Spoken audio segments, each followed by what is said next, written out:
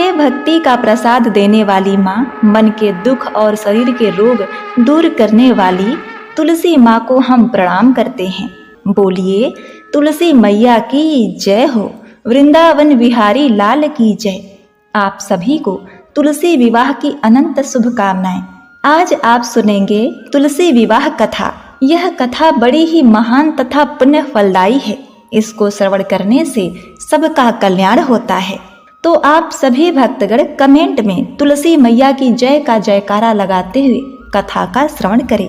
श्री हरि विष्णु माता लक्ष्मी आपकी सभी मनोकामनाएं पूर्ण करें। स्कंद पुराण में ब्रह्मा जी कहते हैं कि कार्तिक शुक्ला एकादशी से लेकर पूर्णिमा तक किसी भी दिन जो मनुष्य विधि विधान से तुलसी विवाह उत्सव करे तो उसे कन्यादान करने जितना फल मिलता है। पूर्व काल में कनक राज की पुत्री किशोरी ने एकादशी तिथि में संध्या के समय तुलसी का विवाह विधि विधान से संपन्न किया, तो इससे वह किशोरी कन्या वैधव्य दोष से मुक्त हो गई। उसे अखंड सौभाग्य मिला। वहीं पद्म पुराण के उत्तर खंड में कहा गया है कि तुलसी विवाह करने वाला, विवाह में सम्मिलित होने वाला, तुलसी विवाह की तैयारी में योगदान देने वाला तथा तुलसी विवाह के शुभ पूजन को देखने तथा गान नृत्य करने वाला और कथा को श्रवण करने वाले श्री हरि विष्णु के आशीर्वाद के पात्र बन जाते हैं। इससे उनके वैवाहिक जीवन सुखी हो जाता है तथा विष्णु जी और माता लक्ष्मी की कृपा से घर परिवार में सुख शांति समृद्धि खुशहाली का वास हो जाता है। तो अब सबसे पहले श्रवण करिए तुलसी विवाह की लोक कथा। एक परिवार में ननद और भाभी रहा करती थी। ननद अभी कुंवारी थी। वह तुलसी की बड़ी ही सेवा किया करती थी, पर भाभी को यह सब फूटी आंख नहीं सुहाता था। कभी कभी तो वह गुस्से में कहती कि जब तेरा विवाह होगा तो बारातियों को तुलसी ही खाने को दूंगी तथा तुलसी ही तेरे दहेज में दूंगी। ऐसे ही समय व्यतीत हुआ। ननद की आस्था तुलसी माता के प्रति और भी गहरी होती गई। अब भगवान की कृपा से ननद का विवाह तय हो गया। यथा समय जब ननद की शादी हुई तो उसकी भाभी ने बारातियों के सामने तुलसी का गमला फोड़ के रख दिया। भगवान की कृपा से वह गमला स्वादिष्ट व्यंजनों में बदल गया। गहनों के बदले भाभी ने तुलसी की मंजरी पहना दी तो वह सोने के आभूषणों में बदल गए। वस्त्रों के स्थान पर तुलसी का जनेऊ रख दिया तो वह रेशमी सुंदर वस्त्र में बदल गए। इस प्रकार भली भांति उसका विवाह हुआ। ससुराल में उसके दहेज आदि के बारे में बहुत बड़ाई हुई। इस पर भाभी को बड़ा ही आश्चर्य हुआ और तुलसी जी की पूजा का महत्व उसकी समझ में आ गया। भाभी की एक लड़की थी। वह अपनी लड़की से कहती कि तू भी तुलसी की सेवा किया कर, तुझे भी बुआ की तरह अच्छा घरवर मिलेगा। पर लड़की का मन तुलसी की सेवा में नहीं लगता था। अब भाभी के लड़की के विवाह का समय आ गया तो भाभी ने सोचा कि जैसा व्यवहार मैंने अपनी ननद से किया है उसी कारण उसे इतनी इज्जत मिली, क्यों ना मैं अपनी लड़की के साथ भी ऐसा व्यवहार करूं। उसने तुलसी का गमला फोड़कर बारातियों के सामने रख दिया, परंतु इस बार मिट्टी ही मिट्टी रही और वह अपनी लड़की को मंजरी पहनने के लिए आभूषणों के रूप में दी। वह मंजरी व पत्ते अपने पूर्व रूप में ही रहे और तथा जनेऊ जनेऊ ही रहा। सभी बाराती भाभी की बुराई करने लगे।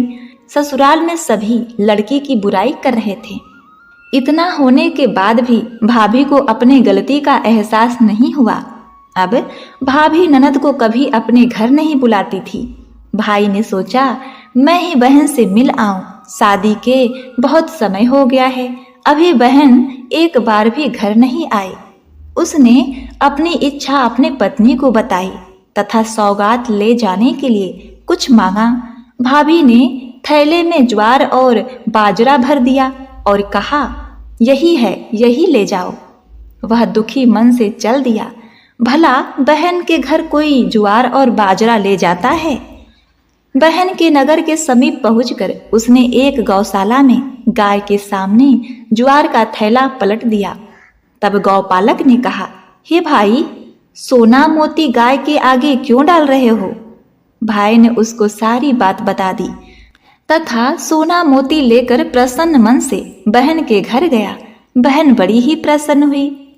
इस प्रकार तुलसी की सेवा भाव करने से उस अभागी कन्या को सुयोग्य घर वर मिला और वह धन संपत्ति से परिपूर्ण हो गई।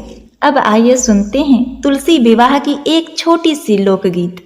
अंगना बटोरी तुलसा घुरवा लगवनी, जामी गई ना चंदन का पेड़। चंदन कटाई प्रभु डोलिया फनवना, चला तुलसा हमरो के देश। कैसे के चली प्रभु तोहरे देशवा, अम्मा बिना रहलो न जाए।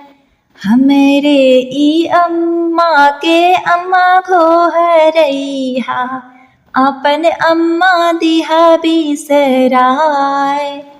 अंगना बटोरी तुलसा घुरवा लगवनी, जामी गई ना चंदन का पेड़। चंदन कटाई प्रभु डोलिया फनवना, चला तुलसा हमरो के देश। कैसे के चली प्रभु तोहरे देशवा, बाबा बिना रहलो न जाए। हमरे ई बाबा के बाबा घोहरैहा, अपन बाबा दिहा बिसराय। अब आइए सुनते हैं मोक्ष प्रदान करने वाली तुलसी माई और बुढ़िया माई की कथा। एक बुढ़िया माई थी, उनका अपना कोई नहीं था। वह घर में अकेली रहा करती थी। वह रोज सुबह उठकर स्नान आदि करके तुलसी माता को जल चढ़ाती। वह उनकी रोज पूजा करती थी। प्रतिदिन पूजा करने के बाद वह हाथ जोड़कर तुलसी माता से यही प्रार्थना करती थी, हे तुलसी माता सबकी दाता, मैं तेरा बिड़ला सिंचती हूँ। मुझे बहू दे, पीताम्बर की धोती दे, मीठा मीठा गास दे, बैकुंठ में वास दे। चटक की चाल दे, पटक की मौत दे, चंदन का काठ दे, रानी सा राज दे। दाल भात का भोजन दे, 11 की मौत दे, कृष्ण जी का कंधा दे। तब तुलसी माता यह सुनकर सूखने लगी। तो एक दिन भगवान ने उनसे पूछा, हे तुलसी तुम क्यों सूख रही हो? तुलसी माता ने हाथ जोड़ते हुए कहा, हे प्रभु, एक बुढ़िया रोज आती है और यही बात कहकर चली जाती है। मैं सब बात तो पूरा कर दूंगी, लेकिन कृष्ण जी का कंधा कहाँ से लाऊंगी? तब भगवान ने कहा, हे तुलसी तुम चिंता मत करो, पहले की तरह हरियाली रहो। जब उसका समय आएगा तब हो जाएगा, मैं उसे अपने हाथों से कंधा दूंगा। तुम यह बुढ़िया माई से कह देना। कुछ दिन बाद जब कार्तिक की देव उठनी एकादशी का दिन आया, बुढ़िया माई रोज की तरह पूजा करने के बाद परिक्रमा कर रही थी कि अचानक उन्हें उपटा आया और वह गिर पड़ी। थोड़ी ही देर बाद वह मर गई। सुबह से पूरा दिन वह रात भर ऐसी ही पड़ी रही। जब दूसरे दिन सुबह भी बुढ़िया माई के किवाड़ नहीं खुले तो पड़ोसियों को आश्चर्य हुआ कि रोज सुबह बुढ़िया माई के दरवाजे खुल जाते थे। आज क्या बात है? पड़ोसी किसी तरह अंदर गए तो देखा बुढ़िया माई तुलसी के पास मरी पड़ी हैं। उनका अपना कोई नहीं था। इससे थोड़ी देर बाद सब पड़ोसियों ने मिलकर सब तैयारी की। जब उन्हें उठाने के लिए अंदर गए तो बहुत कोशिश करने के बाद भी बुढ़िया माई नहीं उठी। लोगों ने काफी देर तक जोर लगाया परंतु नहीं उठा सके। तब भगवान एक 12 बरस के बालक का रूप धारण करके वहां आए। बालक ने कहा, मैं बुढ़िया माई के कान में कुछ कहता हूँ तो बुढ़िया माई उठ जाएंगी। बालक ने कान में कहा, बुढ़िया माई मन की निकाल दे, पीताम्बर की धोती ले, मीठा मीठा घास ले, बैकुंठ का वास ले, चटक की चाल ले, पटक की मौत ले, कृष्ण जी का कंधा ले। यह सुनकर बुढ़िया माई हल्की हो गई। भगवान ने कंधा दिया और बुढ़िया माई को मुक्ति मिल गई। हे कृष्ण भगवान जैसे बुढ़िया माई की रखी वैसे सबकी रखना। बोलो राधा कृष्ण भगवान की जय हो, तुलसी माता की जय हो। प्रिय भक्तगणों, अब आइए सुनते हैं तुलसी विवाह की कथा। एक बार शिव जी ने अपने तेज को समुद्र में फेंक दिया था। उससे एक महा तेजस्वी बालक ने जन्म लिया। यह बालक आगे चलकर जालंधर के नाम से पराक्रमी दैत्य बना। उसकी राजधानी का नाम जालंधर नगरी था। दैत्यराज कालनेमी की कन्या वृंदा का विवाह जलांधर से हुआ। जलांधर महाराक्षस था। अपनी सत्ता के मद में चूर उसने माता लक्ष्मी को पाने की कामना से युद्ध किया, परंतु समुद्र से ही उत्पन्न होने के कारण माता लक्ष्मी ने उसे अपने भाई के रूप में स्वीकार किया। वहां से पराजित होकर वह देवी पार्वती को पाने की लालसा से कैलाश पर्वत पर गया। भगवान देवादिदेव शिव का ही रूप धरकर माता पार्वती के समीप गया, परंतु मां ने अपने योग बल से उसे तुरंत पहचान लिया तथा वहां से अंतर ध्यान हो गए। देवी पार्वती ने क्रुद्ध होकर सारा वृत्तांत भगवान शिव को सुनाया।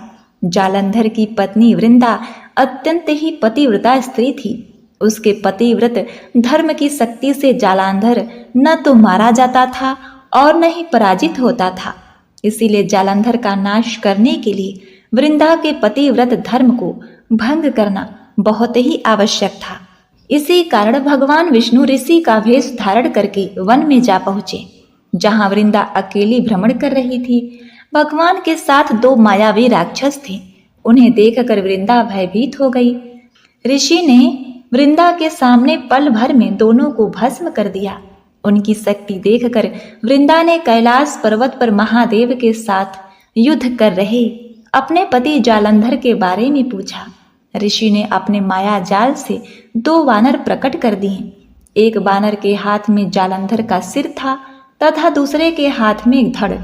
अपने पति की यह दशा देखकर वृंदा मूर्छित होकर गिर पड़ी। होश में आने पर उन्होंने ऋषि रूपी भगवान से विनती की कि वह उनके पति को जीवित करें। भगवान ने अपनी माया से पुनः जालंधर का सिर धड़ से जोड़ दिया, परंतु स्वयं भी वह उसी शरीर में प्रवेश कर गए। वृंदा को इस छल का तनिक भी आभास न हुआ। जालंधर बने भगवान विष्णु के साथ वृंदा पतिव्रता का व्यवहार करने लगी, जिससे उसका सतीत्व भंग हो गया। ऐसे होते ही वृंदा का पति जालंधर युद्ध में पराजित हो गया। इस सारी लीला का जब वृंदा को पता चला तो उसने क्रुद्ध होकर भगवान विष्णु को हृदयहीन शिला होने का श्राप दे दिया। अपने भक्त के श्राप को भगवान विष्णु ने सहर्ष ही स्वीकार किया और शालिग्राम पत्थर बन गए। सृष्टि के पालनकर्ता के पत्थर बन जाने से ब्रह्मांड में असंतुलन की स्थिति हो गई। यह देखकर सभी देवताओं ने वृंदा से प्रार्थना की कि वह भगवान विष्णु को श्राप मुक्त कर दे। वृंदा ने भगवान विष्णु को श्राप मुक्त कर स्वयं आत्मदाह कर लिया। जहां वृंदा भस्म हुई वहां तुलसी का पौधा उगा। भगवान विष्णु ने वृंदा से कहा, हे वृंदे, तुम अपने सतीत्व के कारण मुझे लक्ष्मी से भी अधिक प्रिय हो गई हो। अब तुम तुलसी के रूप में सदा मेरे साथ रहोगी। जो मनुष्य मेरे शालिग्राम रूप के साथ तुलसी का विवाह करेगा उसे इस लोक और परलोक में विपुल यश प्राप्त होगा। तब से हर साल कार्तिक महीने के देव उठनी एकादशी का दिन तुलसी विवाह के रूप में मनाया जाता है। जिस घर में तुलसी होती है वहां यम के दूत भी असमय नहीं जा सकते। मृत्यु के समय उनके प्राण मंजरी सहित तुलसी और गंगा जल मुख में रख कर निकल जाते हैं। वह पापों से मुक्त होकर वैकुंठ धाम को जाता है। जो मनुष्य तुलसी व आंवलों की छाया में अपने पितरों का श्राद्ध करता है उसके पितर मोक्ष को प्राप्त करते हैं। तो बोलिए तुलसी माता की जय हो।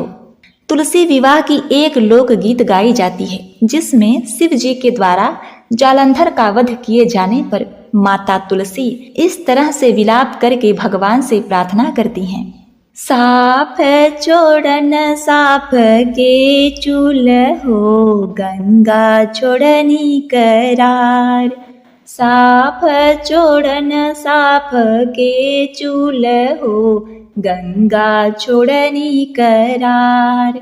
बर हो बरषवा कर रघुबर हो, संगवा छोड़न हमार। जऊ हम जन तिनकी रघुबर हो, संगवा छोड़ी है हमार। गड़ला मड़ोइया कबारी देती हो, बलुक रहती कुवार।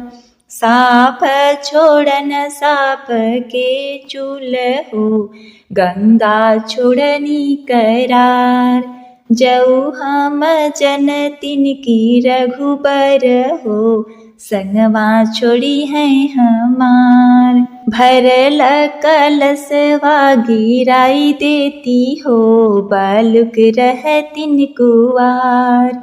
साप छोड़न साप के चूल हो, गंगा छोड़नी करार। साप छोड़न साप के चूल हो, गंगा छोड़नी करार।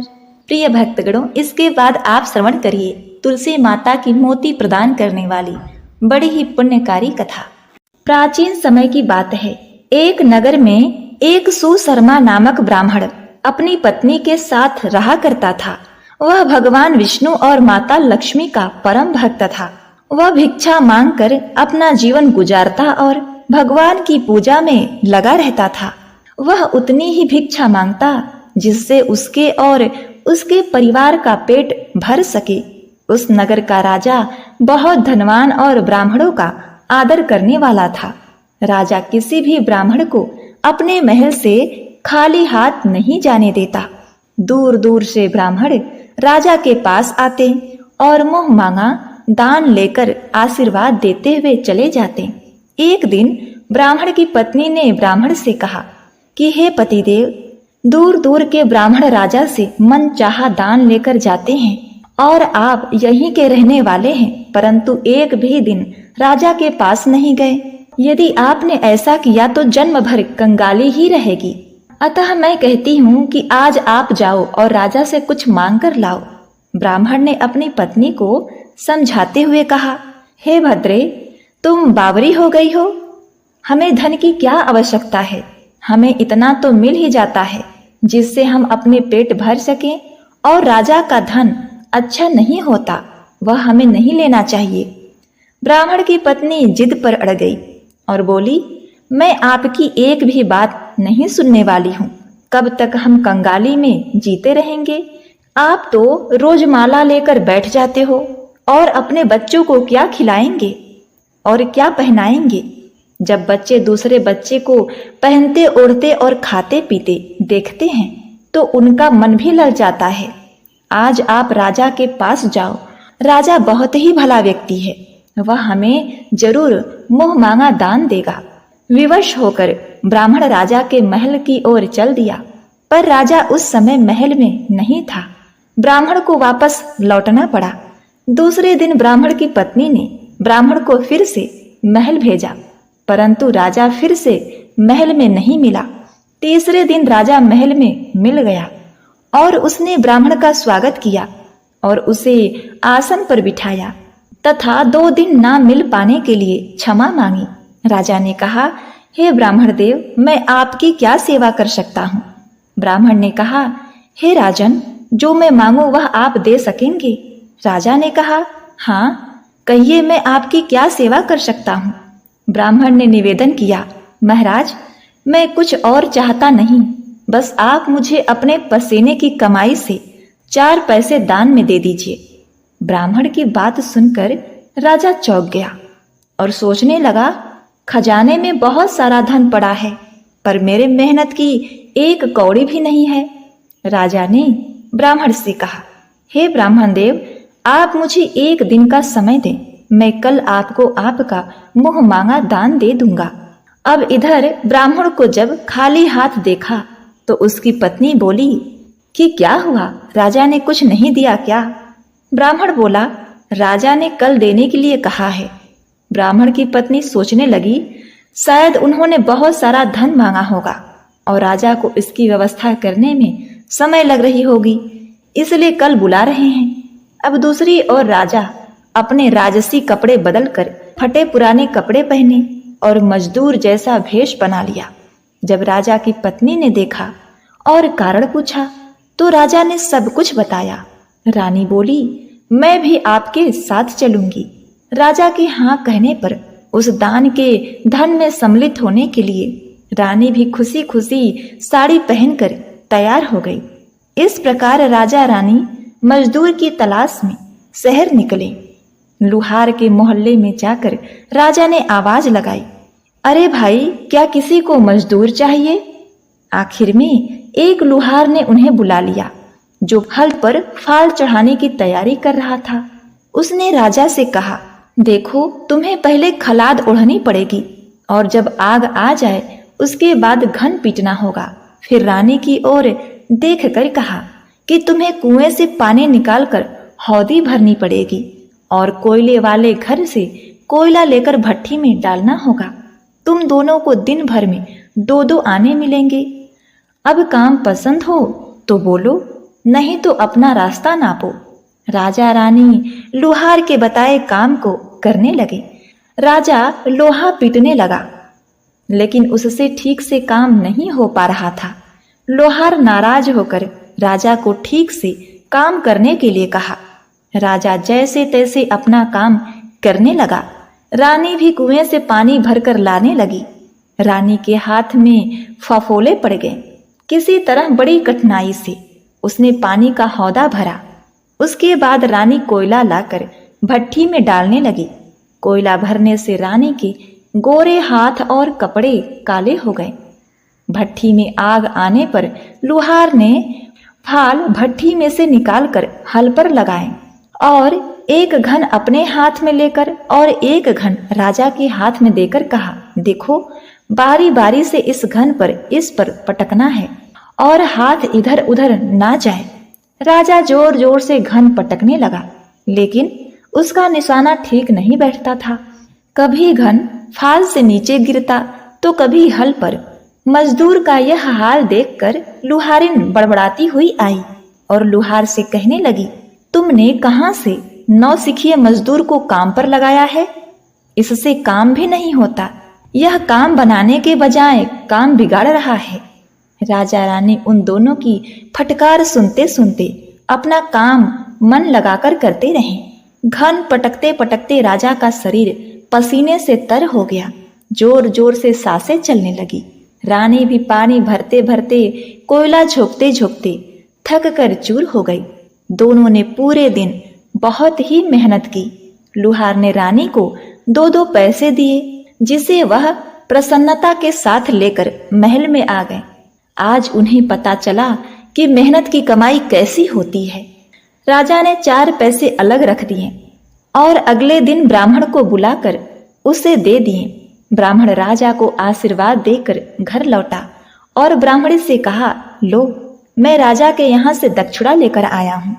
ब्राह्मणी खुश होकर दौड़ी हुई आई, पर जब उसने 4 पैसे देखे तो वह ठिठक कर गई और फिर उसे दूर फेंक दिया।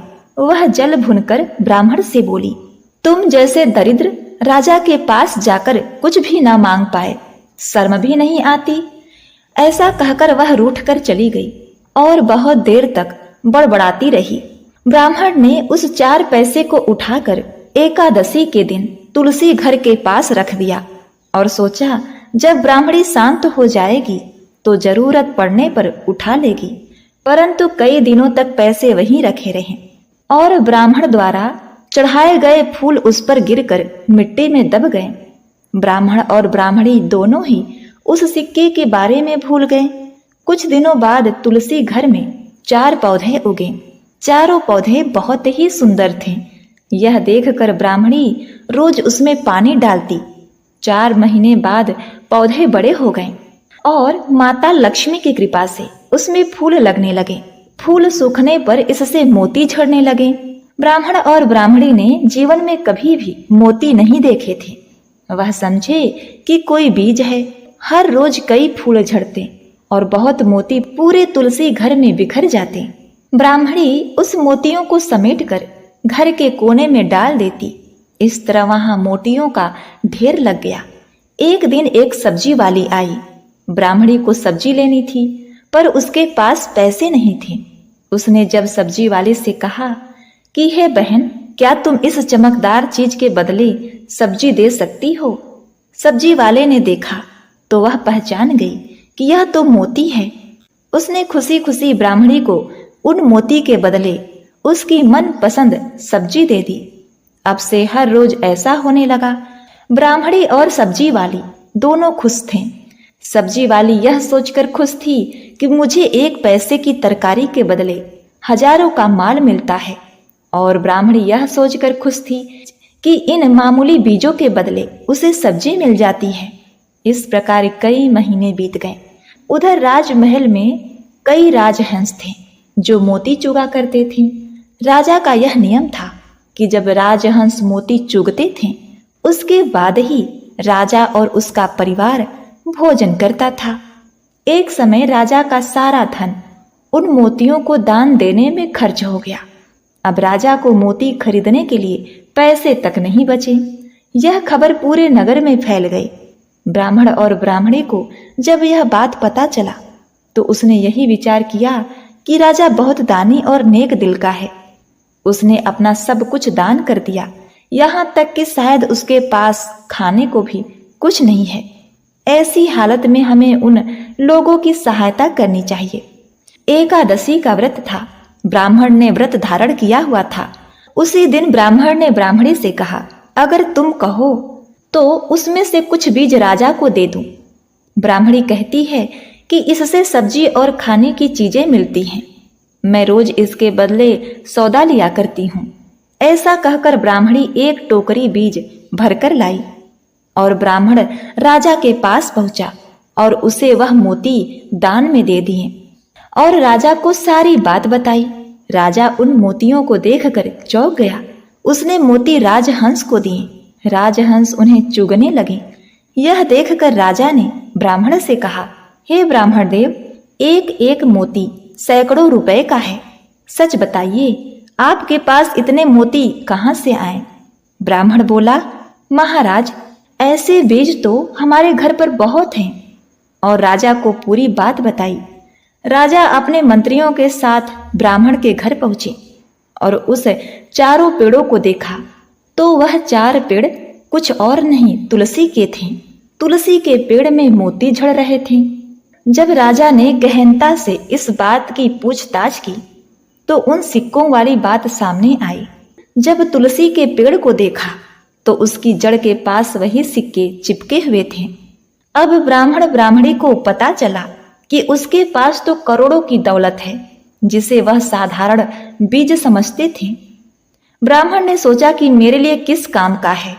ऐसा सोचकर ब्राह्मण ने सारे मोती राजा को दान में दे दिए। यह सारा वृत्तांत क्षीर सागर में बैठे भगवान विष्णु और माता लक्ष्मी देख रहे थे। भगवान विष्णु ने कहा, हे लक्ष्मी, आपने देखा तुलसी लक्ष्मी और मेरी पूजा करने से उस ब्राह्मण को कितना पुण्य फल मिला। अब उसे और उसके परिवार को अंत में वैकुंठ की प्राप्ति होगी। वह सभी पापों से मुक्त होकर धन्य धान से परिपूर्ण हो जाता है और सुखपूर्वक जीवन व्यतीत करता है। तो बोलिए, तुलसी मैया की जय हो। जय माता लक्ष्मी।